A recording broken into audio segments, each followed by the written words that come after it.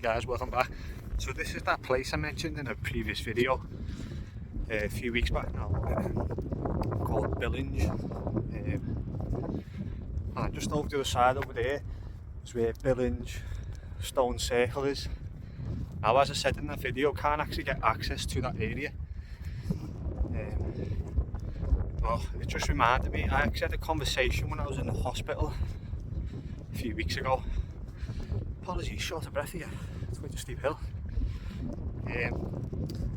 And one of the things that this chap who I was talking to mentioned was that the stone circle is apparently quite recent, and it was about a couple of decades ago that a bunch of workers actually carried the stones from the other side of the hill over there, which is like the Manchester-Wigan side.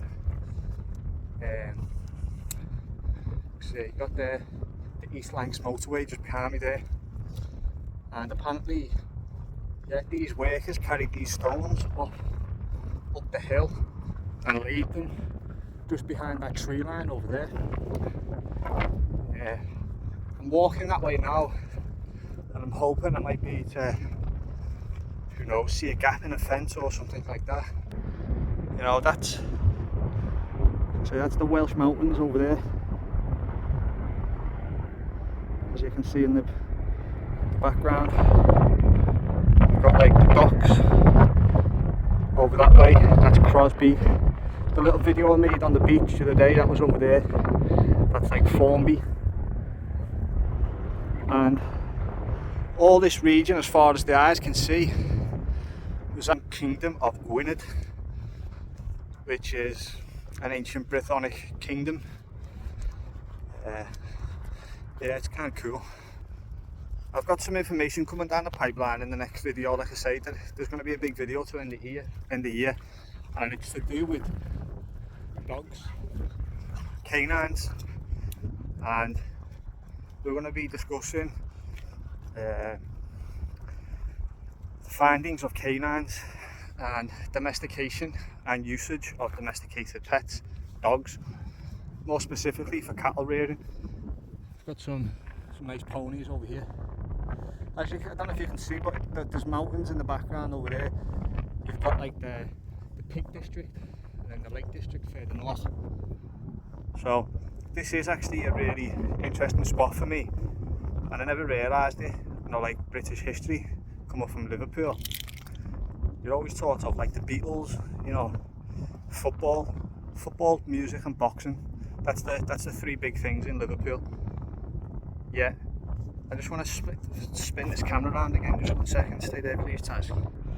Don't know how clear it'll be, but look how mystical that looks. Low clouds and mist rolling off the mountains. So that's the docks there, that's Crosby, where it's full of crosses and cross symbolism. And then you can see the smoke, well, it looks like smoky mountains, something called Lord of the Rings. So one of the things you notice as you come up onto Billinge Hill is, unfortunately, there's a golf course right there, and on the rest of the landscape, if you look around me, the rest of the area has been farmed.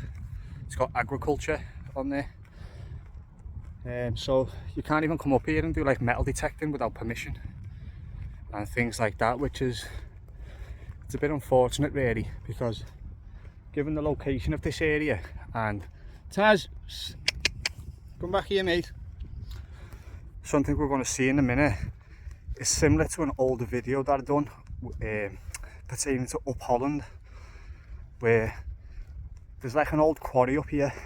Now, who knows how old the quarry is. People are meant to be taking stone from there for a very, very long time. Taz! Sorry, he's running off towards the dogs. Come here! So yeah, unfortunately, like, you can't even come up here and just like start digging around and see if you can see anything. But we're just going to head over this way now.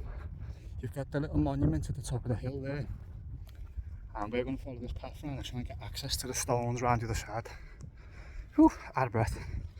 I was told, as you can see, some of the system behind me. This older geezer that I'd spoke to, called Ken, like I say, he's a resident of Billinge. He's lived up here for like 70 years, and he's a fascinating chap to talk to. If anyone ever comes up here and bumps into him, he's a legend, to be honest. Sorry, take these glasses off now. And he was talking about how, sorry, just 1 second. Got to keep Taz on the lead just in case there's other dogs running around. And he was discussing how there was an old gunnery position up here for the Second World War that was built in order to defend the River Mersey, which is back there, from any Germans and U-boats and that coming into the harbour. Well, he also said that when they'd done the digging up here, they found prehistoric stuff in the ground. Now, he didn't have much information on it because he said the information wasn't published, but he also said that they built an underground facility up here for the gunnery position. Obviously, in case it was ever attacked, they'd need a place to hide or lay low, which was to get underground. So who knows if there's actually a potential facility still underground up here. Well, that's like I say, you can kind of still see the Welsh mountains in the background over that way. So that takes you towards the middle of England, really, the centre of the northwest. But as you can see next to me as well, this fence that goes all the way along here, we're going to try and get round and see if we can get over the other side and see what's up there. There's a path. As you can see, this path was erected most likely during the Second World War to drive the vehicles up here, you know, all the machinery and everything else that would be required for the Royal Engineers to do the job and build the position up there. It's getting quite smoky here. I don't know if you can see this.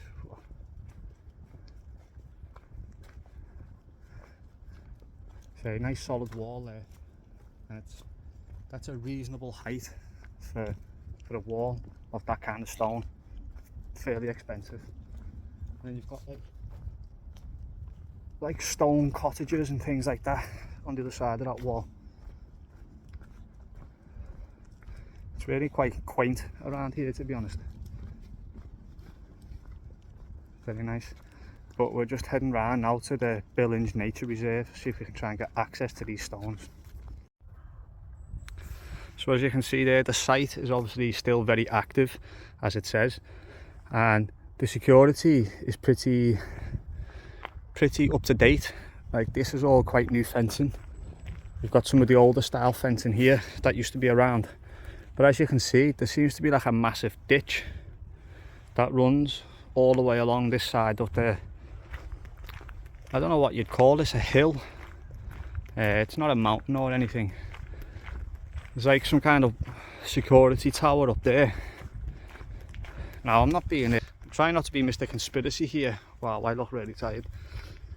And there's water flowing down here, which there has been some rainfall. And if you just come a little bit further here, you can see that there's actually water running from the top of the hill. Seems to be flowing pretty fast as well, really.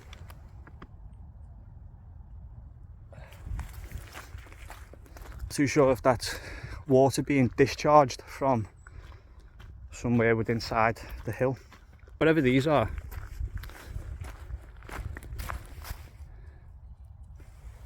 That's number 13, exit, potentially zone 2, 13. These are spread out, and if I just zoom in here, you can see they are spread out around the hill. And there's the ditch, as I say. There's more power units here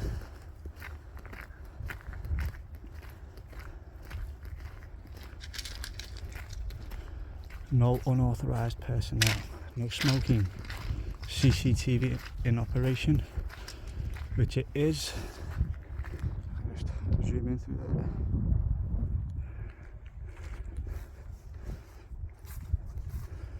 Unfortunately, like I say, there's like a wooden structure through the back up there,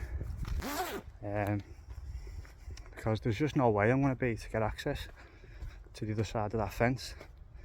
It's got barbed wire. I always thought barbed wire was illegal now as well, but I guess not. So long story short, it looks like we're not going to be able to see the stones. However, if I follow this path, this will lead me round the cordoned off zone, the fenced area, and I will show you the area that is said to be a quarry. As you can see, there's more manholes. There's definitely some large scale activity that's took place here. Like I say, there's the gunnery position that was built in the Second World War, and so there's definitely a history of construction up here. Though with the golf course and all the farmers' fields, as you can see here, that's all around the hill. It's very hard to get access and start to build a bigger picture really. It's only once you get out of here and start heading that way, which is into southern Lancashire, that you start to see like cairns, you know, Bronze Age settlements. There's actually a tumult not too far from here, which I'm hoping one day to get up there and take a little video and maybe try and put some information in it. That's Rivington's Peak up there, Chorley, places like that, Bolton, and Manchester's just to the side.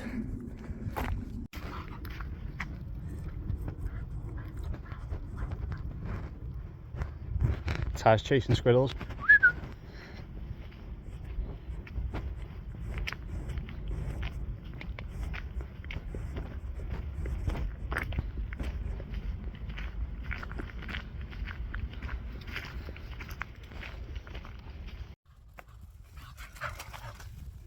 Taz is having a ball.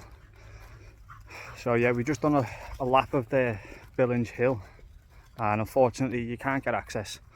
There's absolutely no way. But while we're up here, now this area is predominantly used now as like a cycle track. People come up here on pedal bikes and cycle around. Try and do is get down here. Taz, because I want to show you the makeup of the hill itself. Places like this were used as natural defences. Now obviously you wouldn't like sleep in this ditch, because if the rain came in, obviously it'd come flooding down. Look at that, someone's drove a bike off there. That's some ballsy action there. But this kind of stone, whether it's a quarry or what, I don't know, but like I say, people would have come here, you could have a campfire against the wall, and it offers you natural defence. Obviously we're at an altitude, so you're away from all the, don't forget, a lot of the farmlands that we see today as well, they would have been forests, thick woodland. So places like this, when you would have been surrounded by forests, was, like I say, natural defence. Could thrive here, venture out, pick from the land, hunt in the forests. As I say, you've got the sea just over there, and I mean the stone is just everywhere sticking off the ground. I have been told that this was a quarry in the past, a bit like up Holland. There's a very similar situation up there behind St Joseph College. Now that area I know definitely was a quarry, though this area I probably should do a little bit more digging to look into. But it's fascinating, like, it really is. Got big ditches here, another big ditch, and then you get mounds like this scattered all over the place. Now, I'm not saying that's a burial or anything like that, but what I have began to notice in this hidden history of Britain, if you will, that people are coming across mounds all the time, and where people just thought it was a hill in the land, now it's been people doing research and discovering that these are potential burials, old sites, like old living quarters. It could be ancient roundhouses, could be buried stone under there with carvings on and things like that. And I'm telling you, out of a lot of the places I go and visit, this place to me is very fascinating. I'm just going to spin. If you look here, you can see the stonework there, right? Well, if you can follow it along, and let me get out the way here, zoom in a little bit closer, you can see the stonework protruding from the soil.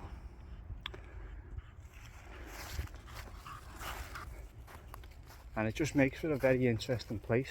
It really does. We had some wind a couple of weeks ago that was really, really heavy, and it's obviously broke this tree in half. Gotta respect nature. As you can see there, more stone with like this is solid. This is a solid piece of stone, and look how tightly compact these layers are, these strata layers, if you will. But if you just move a little further up, what you see is thicker slab like stone masonry. Now, sorry, spin this back around. As you can see here, you have the thinner strata layers and then a solid piece. Now,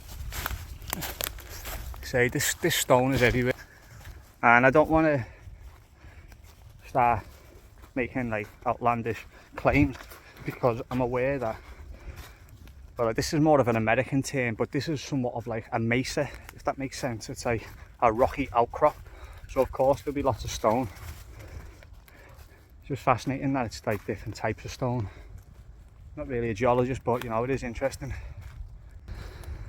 Got more farms.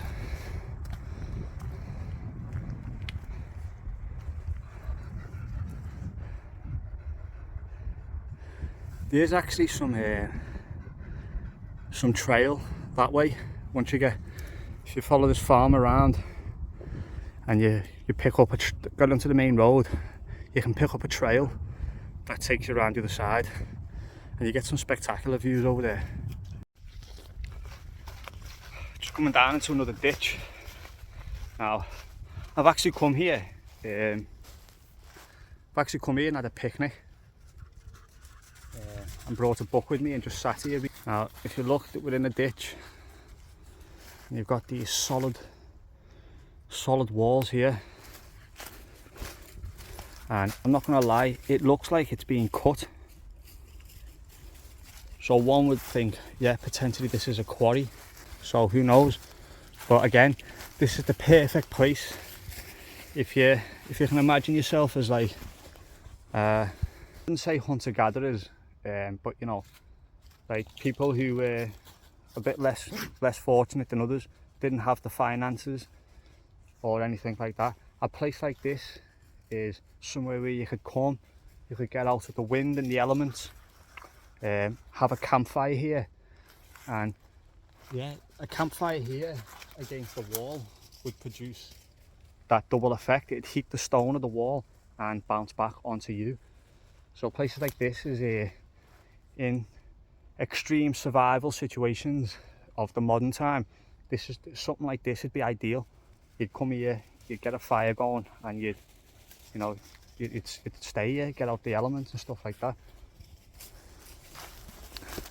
See these like lines in the wall there as well? It's very reminiscent of this here.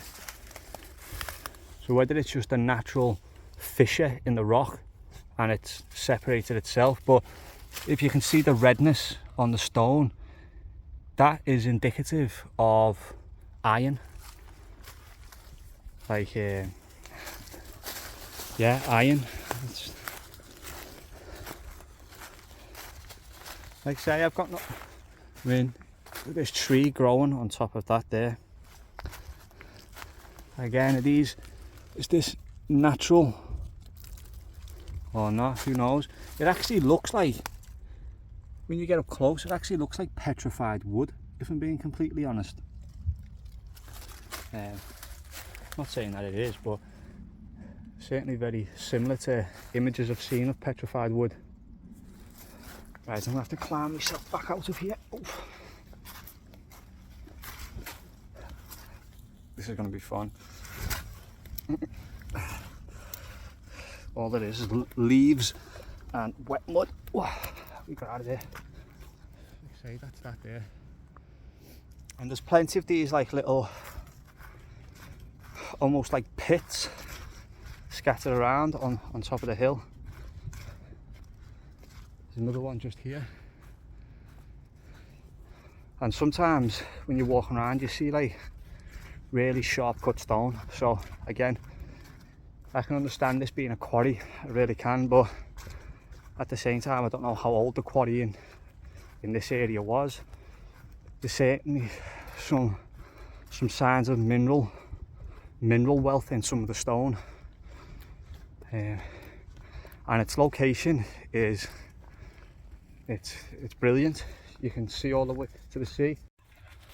Right, we're gonna have a quick look now at some of the more rectangular shaped blocks and the fact that some of the stonework has been used up here for some kind of construction that is no longer in use. Here, that's a cut stone. It's covered in moss.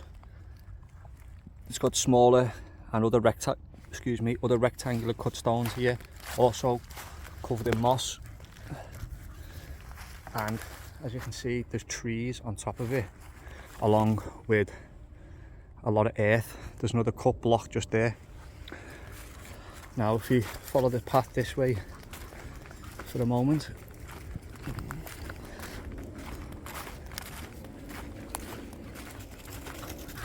you can clearly see here that the stone is being used for some kind of either a wall or a floor, potentially, who knows.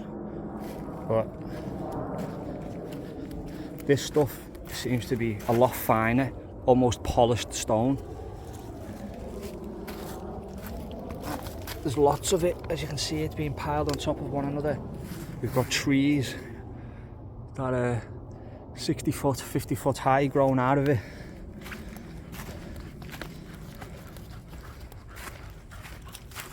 And if we come this way, you can see there's another one of these ditches with some of this like natural bedrock sticking out. Ooh, excuse me, sticking out. Gotta be careful, it's quite deep mud here.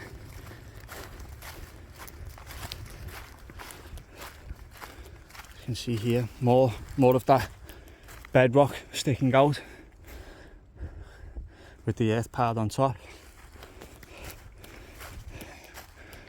Now this bit's interesting for me because if you look over here, I don't know whether this is being cut or it's natural, but it's like a little worktop here that you could have items on while you had a little fire going and things like that.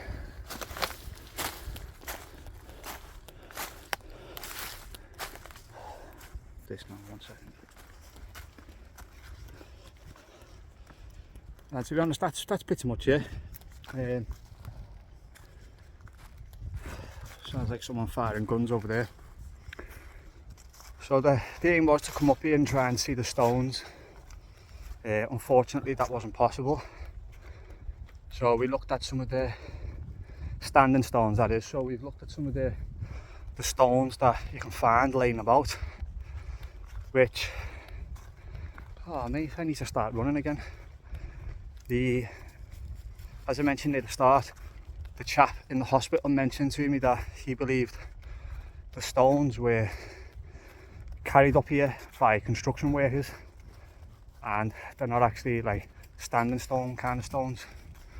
So it kind of ties into that.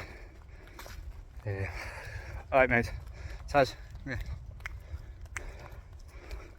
Right, go that way. So yeah, like I say, it kind of ties into what the guy in the hospital told me, that they aren't standing stones. But if I was to believe what Ken told me, he told me that there was prehistoric items that came out of the ground when they done the construction. And when you actually look around on top of here, I can see why prehistoric people would come here and why prehistoric people would use this as a settlement, even if it was temporary or an emergency.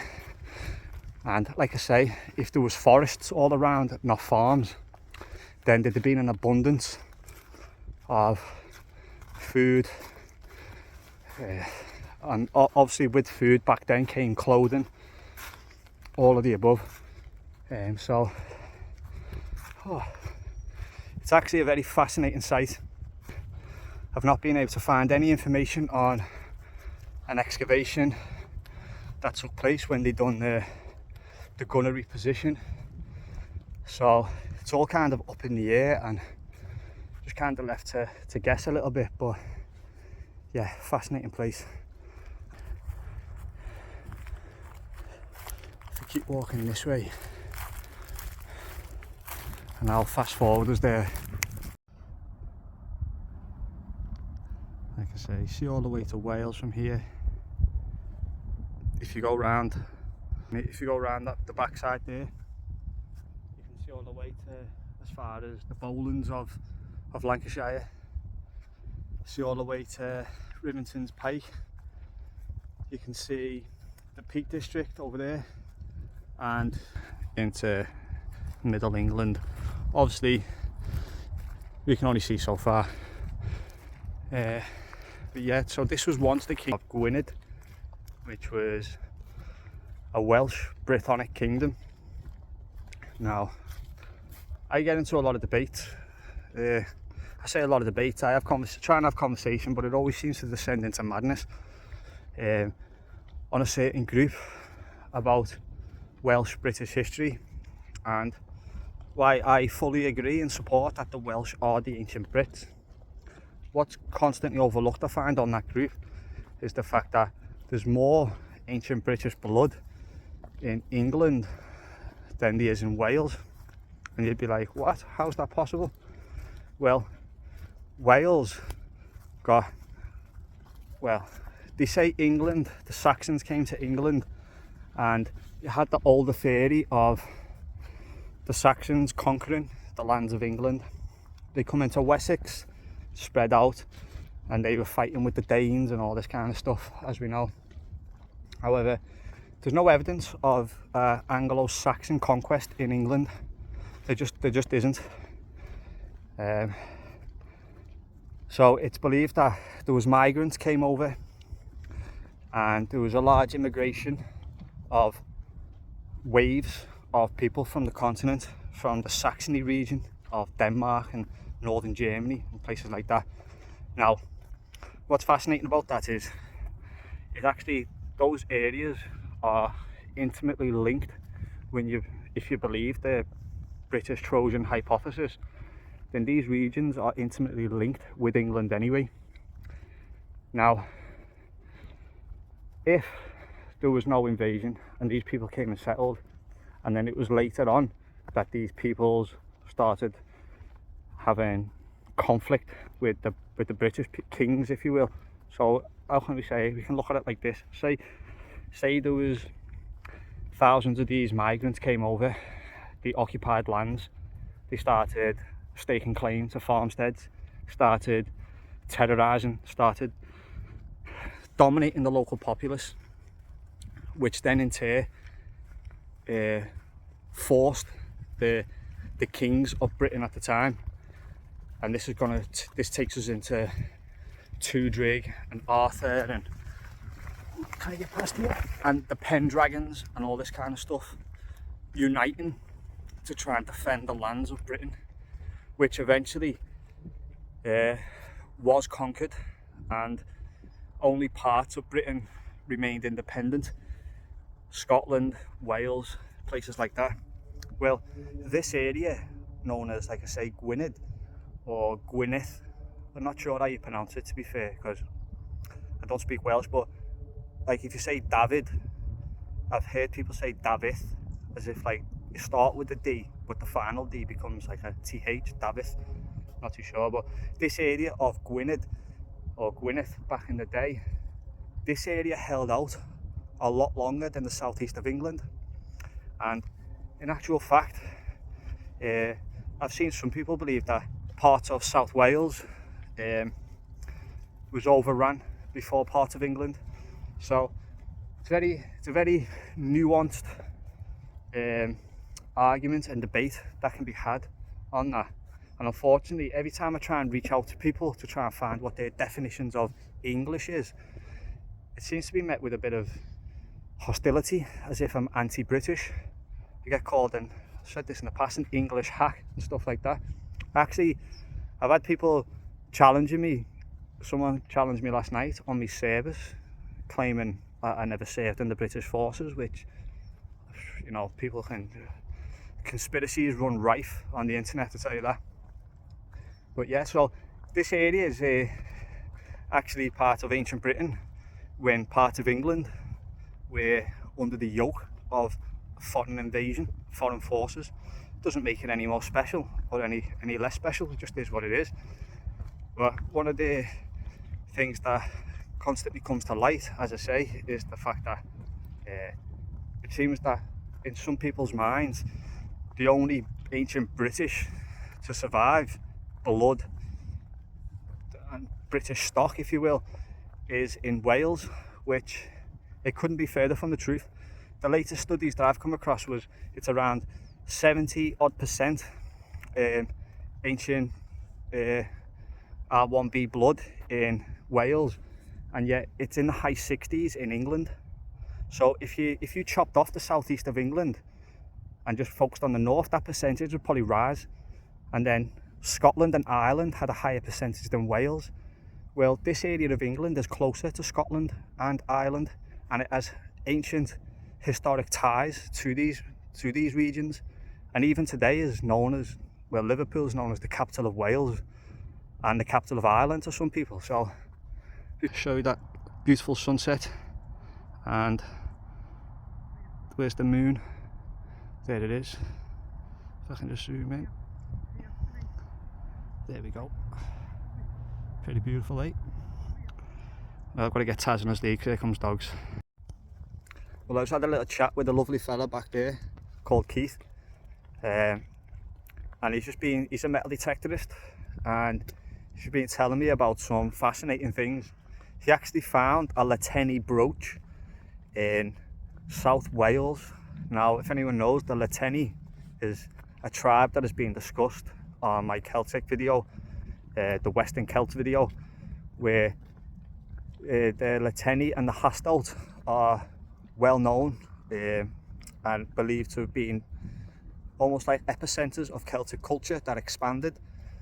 So the fact that he found a bronze one in South Wales, made of bronze, obviously from the Bronze Age, is fascinating.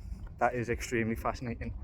Now, another thing he was telling me as well is that well, he talked about a lot of stuff, to be honest. He was actually a pretty cool guy. That he's actually got a license that he can actually... Sorry, look at the sky. Been a beautiful day. I'm so glad I came out for this walk. So yeah, another thing he was telling me is that there's certain trackways up there that are very ancient, and he knows this for a fact. He knew an archaeologist or something, I'm not too sure, but he was saying that there's trackways up there, and there's an area where he was going himself to check out now that he believes there might be finds there. So, you know, that's what I'm saying. Like, this is a really fascinating hill. Taz, and sorry, I just got a sky, mate. That is absolutely amazing. I'm on my way back down the hill now. Hope this video wasn't too boring. I haven't done like an exploration video like this for a little while, to be fair. And in 2024, I'm hoping to do a lot more of this stuff and go out to actually places that we've been discussing, try and have a little look at the land and see what we can find, features. One of the big ones I want to go to next year is Cambridge, the Ida Hills, the Gog Hills, and start looking at these trenches, because that's one of the big things that people overlook who aren't aware, and people who are aware can always point to the massive dikes that are found right across the eastern side of England, that if anyone read the Iliad, then they would see quite clearly the dikes of battle are a key feature. In fact, the only real wall that I've seen reference to in the Iliad is the wall that was built by the Achaeans, by the Danans, by the Argives, these invading forces that came, beached the ships and built a defensive wall with a dike on the front. Indeed, Hector seems to spend most of his time out on the plains attacking the ships. Originally, I'm sorry to go on a segue, he originally wanted to attack the ships as soon as they landed, but the council denied him the opportunity to attack the ships. So they all disembarked and built defences, and then it was only later on that Hector actually went to try and attack the ships. And this is when you get that famous part in the Iliad where there was the fires on the plain with white smoke, and the Achaeans in the camp were terrified, basically. Not terrified, but they knew Hector and his army was coming, and he threatened to drive them into the ships and off the island, who was protected by Zeus. You had Mars in the battlefield destroying the Achaeans and all kinds of stuff until Mars' son dies, and Neptune joins the battle, who's Poseidon, a lot of stuff. So anyway, I'm going to leave it there. Like I say, I enjoyed this little video. It's been great to get out and have a nice little walk around this area. Like I say, it seems very historic, just the lay of the land and a lot of the features in the land. But yeah, hope you all have a good weekend. Stay tuned, that video will be dropping in the next week or so. So keep an eye out, and yeah, look at that for the view. Peace.